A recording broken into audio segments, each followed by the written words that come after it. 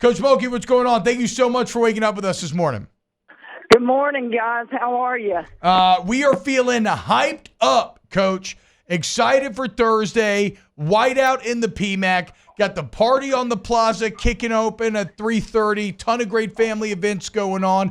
5:30, the PMAC doors open. 6 p.m. college game day starts in the PMAC. And then the 7 p.m. tip. Coach, I know during regular seasons, coaches generally like to stay even keel.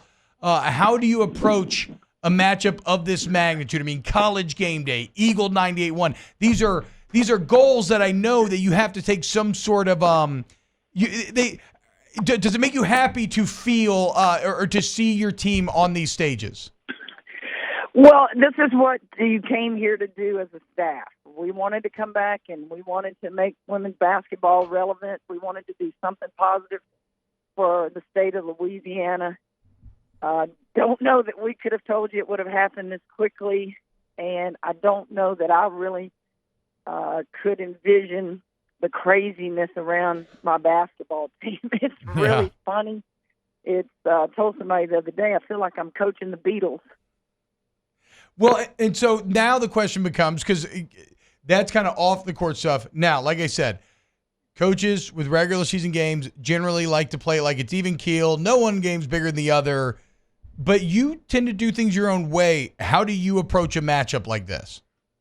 Well, I'm going to approach it the same way we did when we got spanked there last year. They're the team to beat. Mm-hmm. We're the underdog. Yeah. No one has seemed to find out how to beat them yet. And so we are grateful that we're playing at home this year. I think our home crowd is worth a good 8 to 10 points. I think the student section is just wonderful. But we've got to prepare just like we do all games. We got to try to do some strategic things on the floor defensively and know that it's good for our program. It's good for LSU. It's good for women's basketball. I've been coaching a long time, and I've never, ever been a part of college game day. Yeah. Coach, can you give us kind of a breakdown of this South Carolina team? Because every year, every team's going to be different. We know that they're going to be a well-coached team. They're going to have athletes all over the place. But kind of what's the breakdown of what they do really well? Well, last year, all you heard about really was Boston. Mm-hmm. And she's gone now and went to the league and was outstanding as a rookie.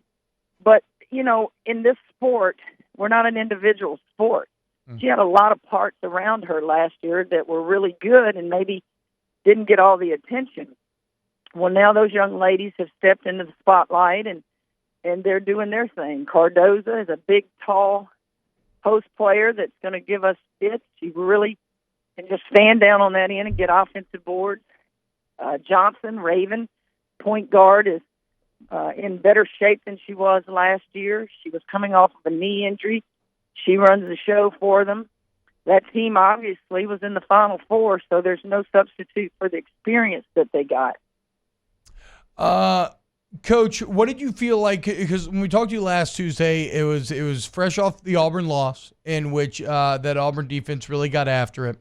And then you come back Thursday, a really great 20-point win on the road in Tuscaloosa. Come back home, dominant 30-point win against Arkansas. How do you feel about the form of your team entering this game after a couple of nice wins in a row? I like the way we responded after a tough loss. I thought you said it best. We responded on the road. That's usually a game that's one that you can lose again. You don't know the psyche of your team. You don't know how they'll respond.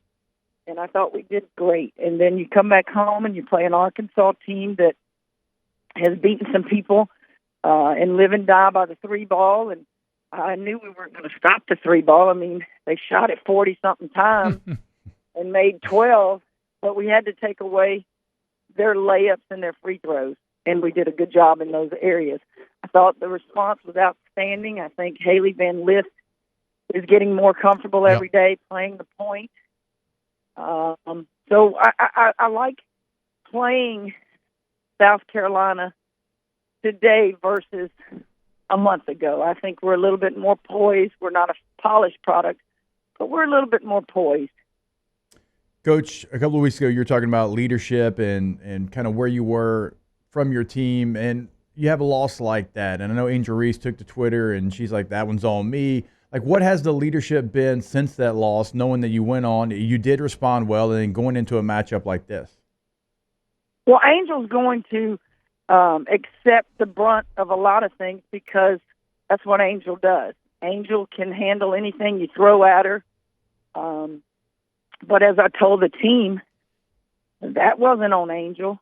That was on all of us.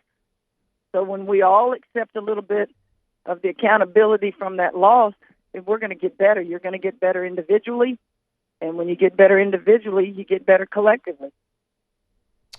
Coach, I wanted to ask you, so a lot of the conversation this year, as people kind of try to poke holes in the team, or at least find where maybe some relative weaknesses are, but LSU doesn't have a true point, and you've been, that position better than anyone, and you've been bringing Haley Van Lith along in that role.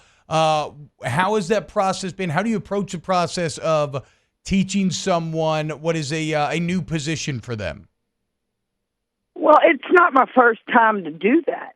I took a young lady named Dee Dee Richards off the wing her senior year and played point, and we're up 12 on UConn. She goes down with a hamstring injury, and we ended up losing the game on the last-second shot. Damn. In an Elite Eight game. So you just make do with what you have to do. And Haley wanted to learn the point guard position. A lot of people run from it. It's the most difficult position on the floor because you're responsible for everybody. And not a lot of people want to take on that responsibility of learning a new position. But she just wants an opportunity to play at the next level. And her chances are far greater if she can handle the ball and play a little point guard as well. You work it every day. You teach every day.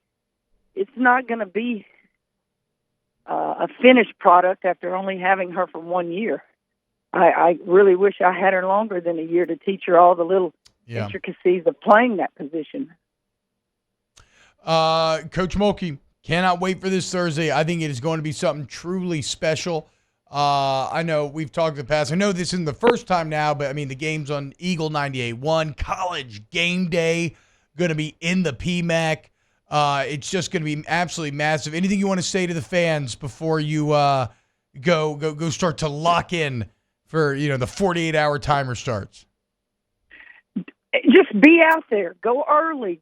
College game day is going to be earlier. They're going to open the doors. I don't care what the weather is. We coach an indoor sport. Go inside.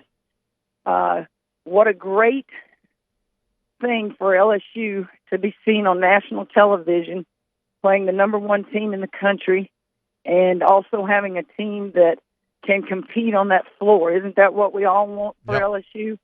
And let's go be loud, be proud, and see what happens.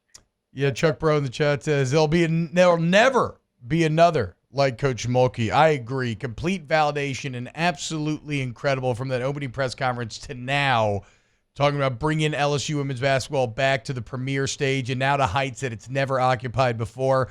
Coach Mulkey, thank you so much, as always, for coming on here, making time for us on Tuesdays, and kick some ass Thursday night.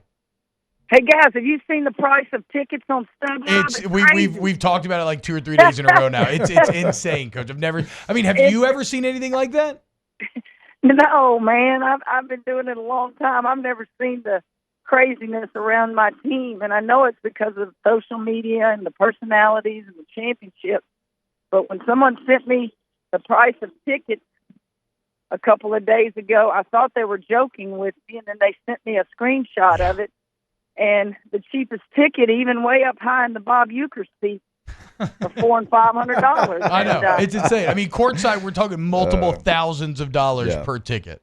Well, I've got a couple courtside seats. I might better hang on to those and see if I can sell them. Oh, the legend, Coach Mulkey. Best of luck, man. Looking forward to it, and we'll talk to you again next week.